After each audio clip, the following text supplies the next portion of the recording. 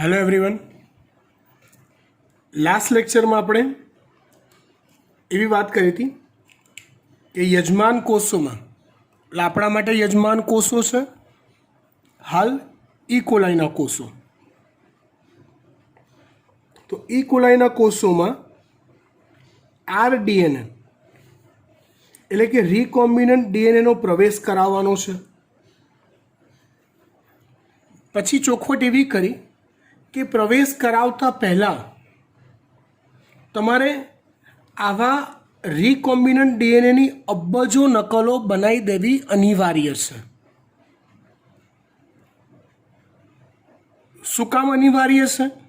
તો કે જો તમે ધારો કે આવા રિકોમ્બિનન્ટ ડીએનએની 30, 40, 15, 20 નકલો તમને મળી અને તમે બધી નકલો આ યજમાન કોષોની અંદર દાખલ કરવામાં એને ખર્ચી નાખો છો, વાપરી કાઢો છો, અને જો પ્રયોગમાં સફળતા કદાચ ન મળી તો સમજો કેવા લોચા પડશે.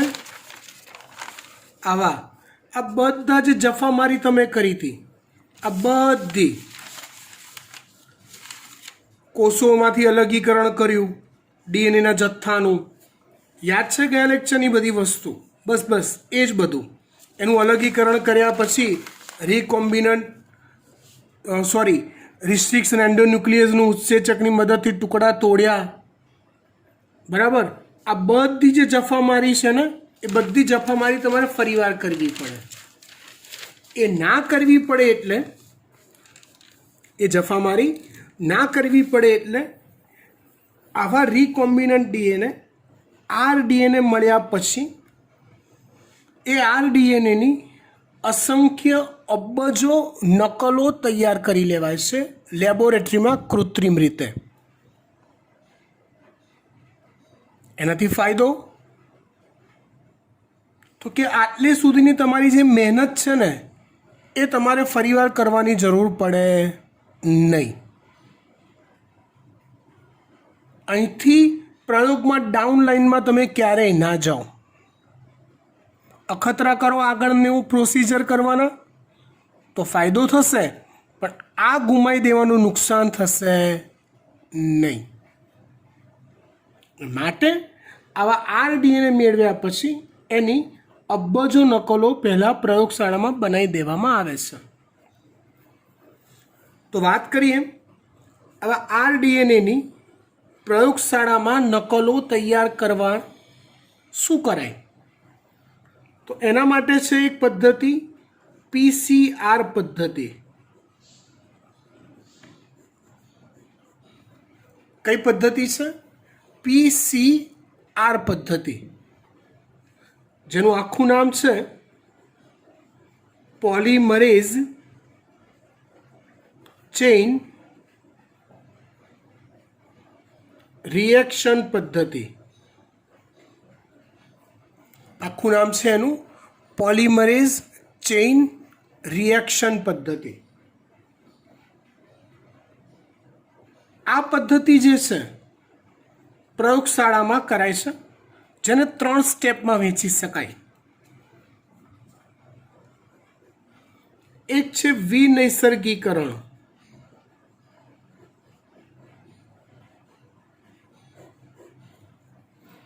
પહેલું સ્ટેપ છે વિનૈસર્ગીકરણ. વિનૈસર્ગીકરણ એટલે શું? તો સમજો, ધારો કે આ આપણો ઈચ્છિત ડીએનએ છે, રિકોમ્બિનન્ટ ડીએનએ છે આખો. તો વિનૈસર્ગીકરણમાં ડીએનએને ખૂબ ઊંચા તાપમાને આશરે 90 થી 95°C જેટલા ઊંચા તાપમાને લઈ જવામાં આવે છે.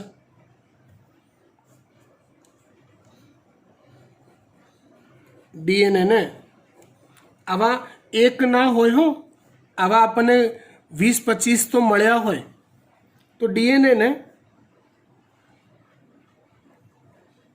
90 થી 95° જેટલા ઊંચા તાપમાને લઈ જવાય છે। એટલે કે ડીએનએને તમે જે માધ્યમમાં મૂક્યા હોય એ માધ્યમને આટલા ઊંચા તાપમાને લઈ જવાય। હવે આટલા ઊંચા તાપમાને શું થાય તો કે ડીએનએની બંને શૃંખલાઓ પૂરેપૂરી છૂટી પડી જાય। ડીએનએની બંને શૃંખલા વચ્ચે જે નિર્બળ હાઇડ્રોજન બંધથી જોડાણ હોય, એ સાથે ટી, જી સાથે સી, 2 નિર્બળ હાઇડ્રોજન બંધ, 3 નિર્બળ હાઇડ્રોજન બંધ, એ જોડાણો આખા ખુલ્લા થઈ જાય અને બંને શૃંખલાઓ એકબીજાથી સંપૂર્ણતઃ છૂટી પડી જાય।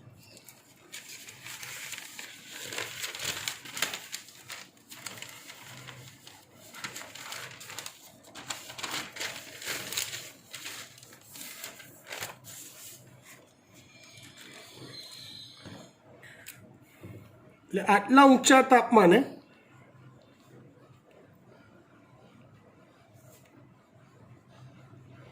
ડીએનએના નિર્બળ હાઇડ્રોજન બંધ તૂટે અને બંને શૃંખલાઓ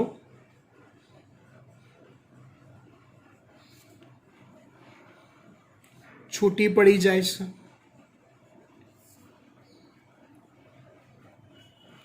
કંઈક આ રીતે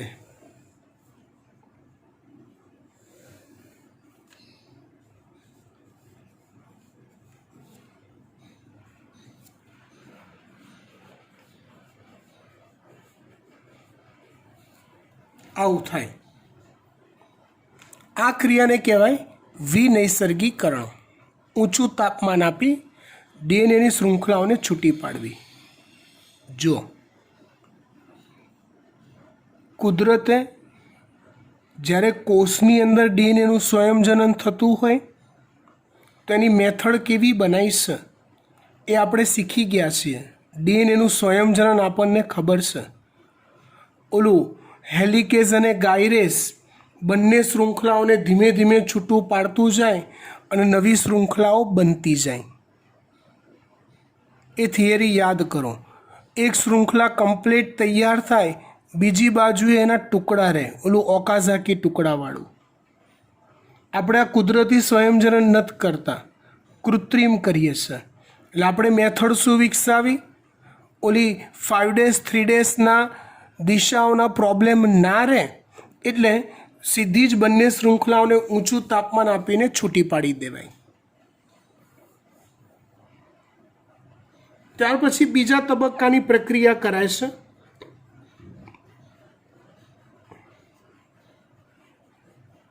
જેને તાપમાનુષિત કહેવાય છે। શું કહેવાય છે? તાપમાનુષિત કહેવાય છે। આ પ્રક્રિયામાં સૌપ્રથમ તો માધ્યમનું તાપમાન નીચું લઈ જવાય છે। 40°C આસપાસ।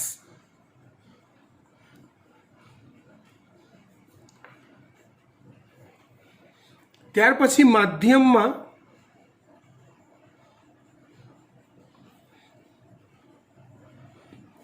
પ્રાઇમર ઉમેરવામાં આવે છે।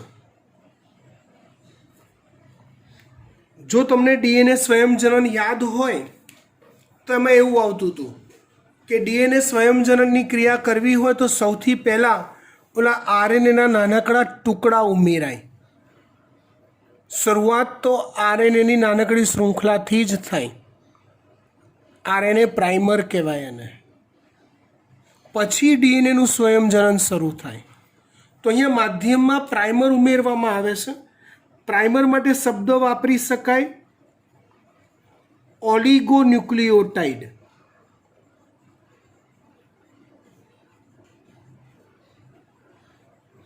તમને ઓલિગોન્યુક્લિયોટાઇડ ખબર પડવી જોઈએ। મોનો, ડાય, પોલી, ઓલિગો. ઓલિગો એટલે ડાય કરતાં મોટું અને પોલી કરતાં નાનું, એટલે ઓલિગો. મતલબ કે 10 થી 12 ન્યુક્લિયોટાઇડ ધરાવતો હોય એવી આરએનએની શૃંખલા 10 થી 12 ન્યુક્લિયોટાઇડ ધરાવતી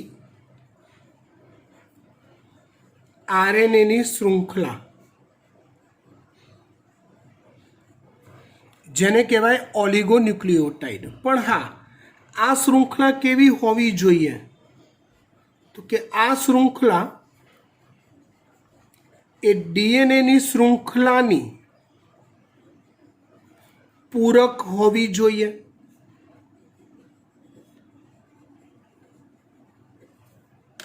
એટલે કેટલાક ઓલિગોન્યુક્લિયોટાઇડ આ જગ્યાએ જોડાય, અહીંયા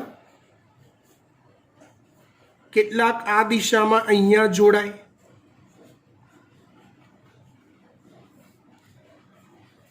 આ છે ઓલિગોન્યુક્લિયોટાઇડ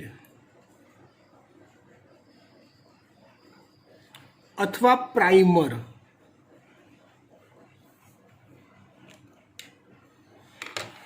બંને છેડે જોડાઈ જશે. તાપમાનુષિતમાં ત્યાર પછી ડીએનએ પોલિમરેઝ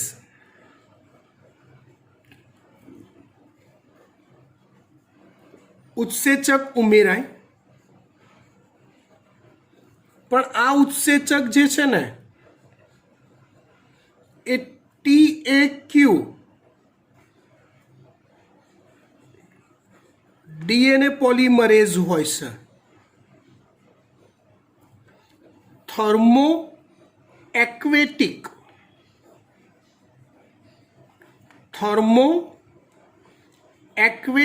હોય.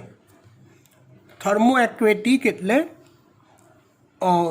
તમને ખ્યાલ હોય તો કેટલાક બેક્ટેરિયા ગરમ પાણીના ઝરામાં પણ જીવિત હોય છે.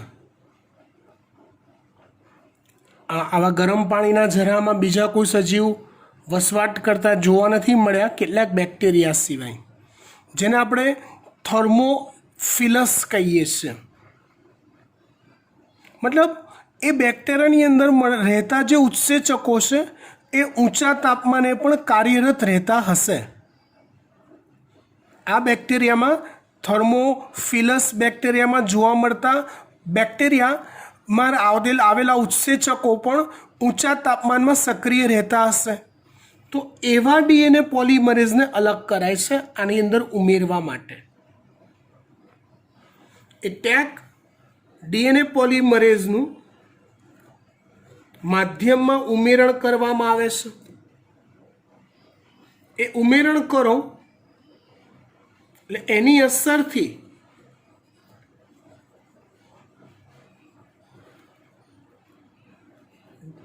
ડીએનએની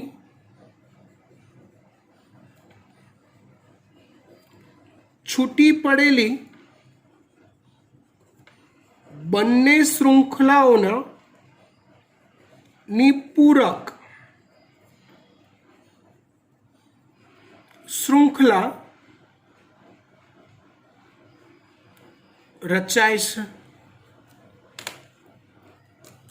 5' to 3' દિશામાં સળંગ.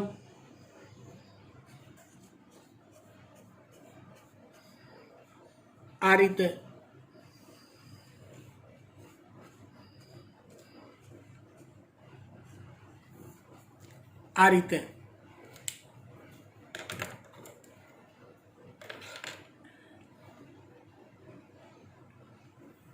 આ પ્રક્રિયાને કહેવાય છે તાપમાનુષિત. આ પ્રક્રિયાને કહેવાય છે તાપમાનુષિત. આ રીતે એકમાંથી 2 ડીએનએ તૈયાર કરી દેવાયા. ધારો કે તમે પ્રયોગની શરૂઆતમાં આવા 15 રિકોમ્બિનન્ટ ડીએનએ લીધા હોય તો આવું કરવાથી તમને 30 રિકોમ્બિનન્ટ ડીએનએ મળી જાય, 15 નકલ ઉમેરી જાય. ત્યાર પછીની જે પ્રક્રિયા છે ત્રીજા નંબરની, એને કહેવાય છે ડીએનએનું વિસ્તૃતીકરણ.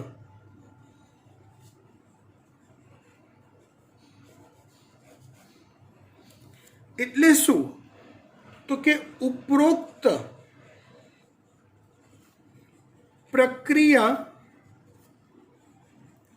વારંવાર રિપીટ કરાય, પુનરાવર્તિત કરાય.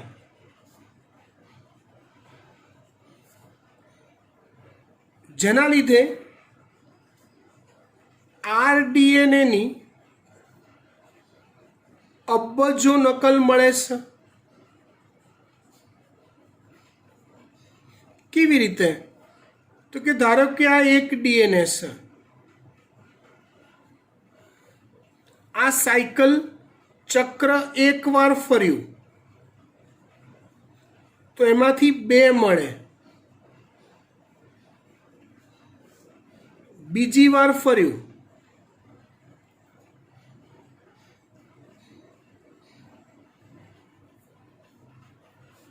બે ડીએનએ, 4 ડીએનએ મળે,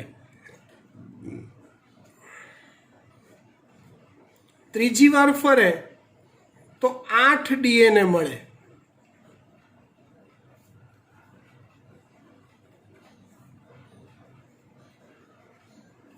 ચોથી વાર ફરે 16 ડીએનએ મળે. આ રીતે આ જ પ્રક્રિયાને જો 30 વાર રિપીટ કરવામાં આવે, 30 વાર આ સાયકલ 30 વાર ફેરવવામાં આવે તો 1 અબજ જેટલી નકલો પ્રાપ્ત થાય. કેટલી નકલો પ્રાપ્ત થાય? આશરે 1 અબજ જેટલી. ચલો, 1 અબજ નકલો મળી ગઈ, જલસા કરો. હવે તમારે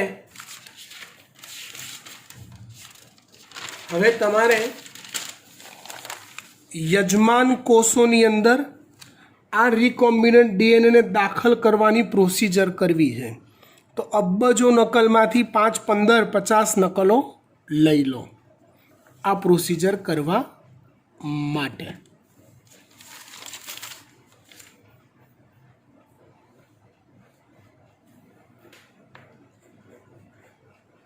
વાત કરીએ યજમાન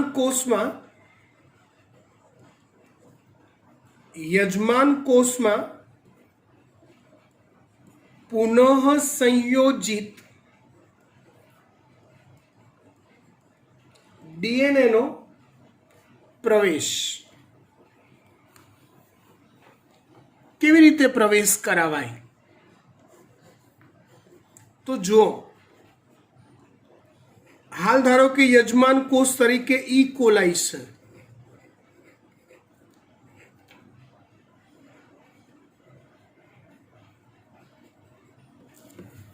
તો આવા આરડીએનએનો જથ્થો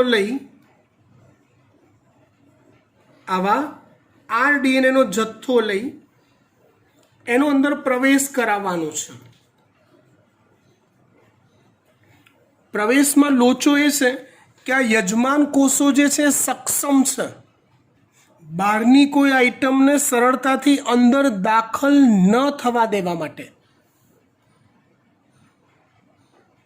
કેમ કે યજમાન કોષો બી આવરિત જ છે, બોરી બામણીનું ખેતર તો છે નહીં કે ઇઝીલી કોઈને અંદર ઘૂસવા દે. તો એના માટે શું કરાય? તો આપણે આગળ જોઈ ગયા છીએ, ઓલી અલગ અલગ પદ્ધતિ હતી.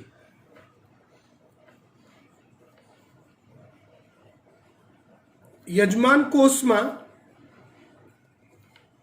આરડીએનએ રિકોમ્બિનન્ટ ડીએનએનો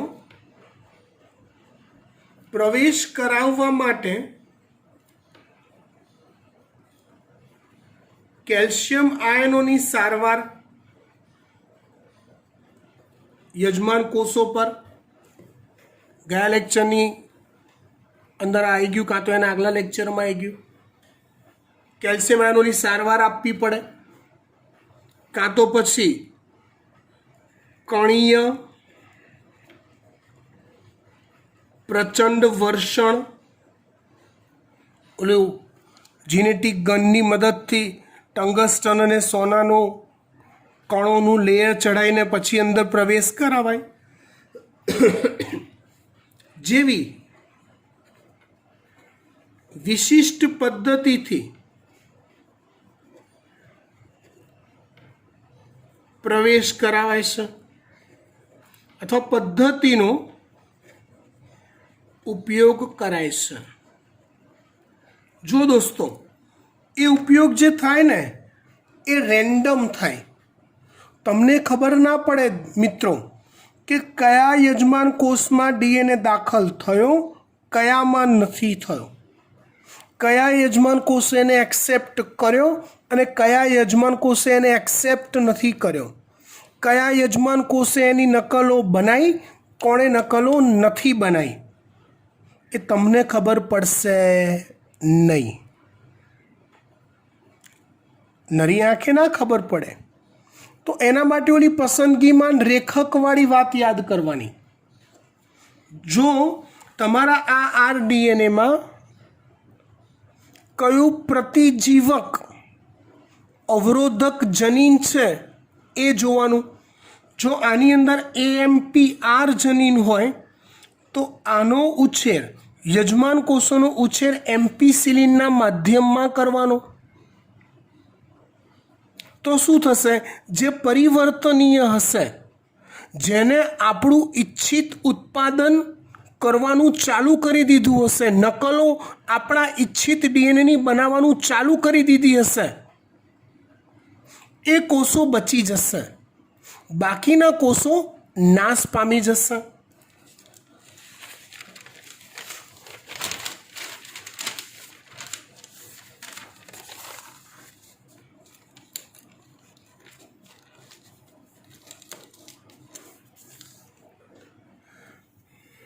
એટલે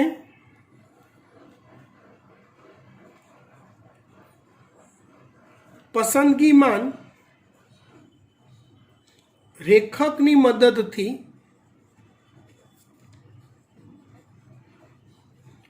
ચોક્કસ પ્રતિજીવક દ્રવ્ય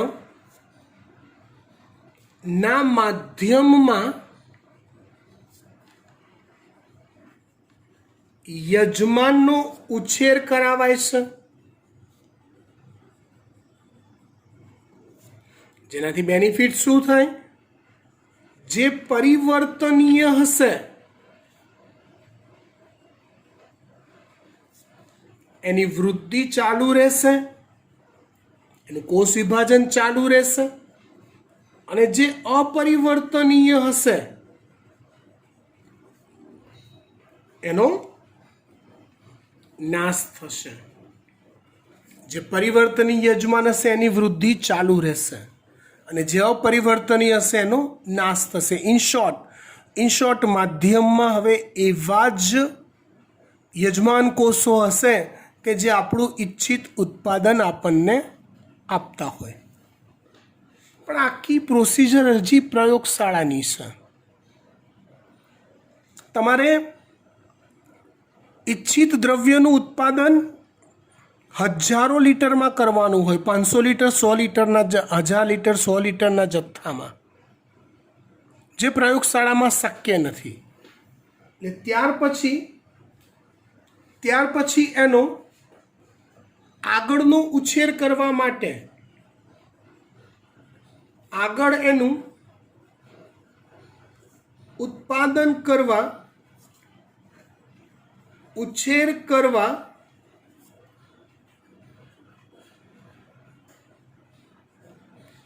જૈવ ભઠ્ઠીનો ઉત્પાદન કરવા કે ઉછેર કરવા જૈવ ભઠ્ઠીનો ઉપયોગ કરવામાં આવે છે. જય ભઠ્ઠી એટલે એક વિશાળ સાધન, કારખાનાનું એક વિશાળ સાધન કે જેની કેપેસિટી 100 લીટર, 500 લીટર, 1000 લીટર જેવી હોઈ શકે. એટલે આટલા મોટા જથ્થામાં આપણને ઉત્પાદન પ્રાપ્ત થતું થાય. એ દરમિયાન ધીમે ધીમે જે જરૂર પડે એ રો મટીરિયલ અંદર ઉમેરતા રહેવું પડે, યજમાનના જરૂરી પોષક દ્રવ્યો અંદર ઉમેરવા પડે. એ બધું એ જય ભઠ્ઠીની એક પ્રોસિજરનો ભાગ હોય.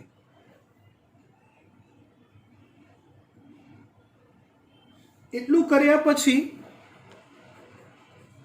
લાસ્ટમાં અનુપ્રવાહિત પ્રક્રિયાઓ કરવામાં આવે. મતલબ કે જય ભઠ્ઠીમાં તમને જે બી મળ્યું હોય ને બેટા, જય ભઠ્ઠીમાં તમને જે બી મટીરિયલ મળ્યું ને એ તો હજી કેવું યજમાન કોષો યુક્ત ઉત્પાદન છે. આપણે પ્યોર ઉત્પાદન જોઈએ છે. ધારો કે આપણે ઇન્સ્યુલિનનું ઉત્પાદન કર્યું તો અહીંયા 1000 લીટર જેટલો જથ્થો ધારો કે મળ્યો. તેમાં યજમાન કોષો હોય, યજમાન કોષોના બીજા પ્રોટીન પણ હોય, યજમાન કોષોની બધી અંગિકાઓ હોય, એ બધું ભેગું થઈને 1000 લીટર હોય. આપણે તો પ્યોર ઇન્સ્યુલિન અલગ કરવું છે, પ્યોર ઇન્સ્યુલિન અલગ કરવું છે. તો પ્યોર ઇન્સ્યુલિનને અલગ કેવી રીતે કરવું પડે? તેની અલગ અલગ મેથડ સ્ટેપ બાય સ્ટેપ કરવી પડે. બીજા બધા ઘટકોનો ધીમે ધીમે વિઘટન થતું જાય, અને છેલ્લે નિષ્કર્ષ તરીકે, અંતિમ નિપજ તરીકે પ્યોર આપણું ઈચ્છિત ઉત્પાદન બાકી રહે એવી વ્યવસ્થાને અનુપ્રવાહિત પ્રક્રિયાઓ કહેવાય છે. જય ભઠ્ઠીઓમાં મળેલું જે ઉત્પાદન છે એ પ્યોર ઈચ્છિત દ્રવ્યનું હોતું નથી. તમારે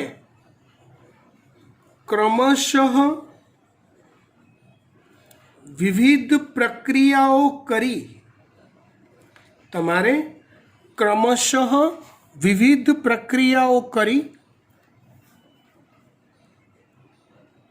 જે પ્રક્રિયાઓને સાદી ભાષામાં અલગીકરણની પ્રક્રિયાઓ કહેવાય.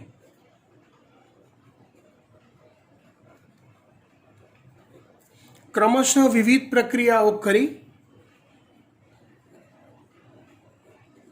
ઈચ્છિત ઉત્પાદનને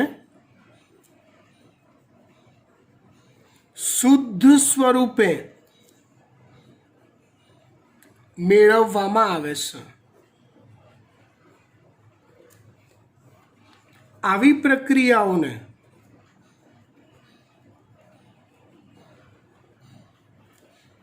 અનુપ્રવાહિત પ્રક્રિયાઓ કહેવાય છે. આવી પ્રક્રિયાઓને અનુપ્રવાહિત પ્રક્રિયાઓ કહેવાય છે. અહીંયા ચેપ્ટર પૂરું થાય છે.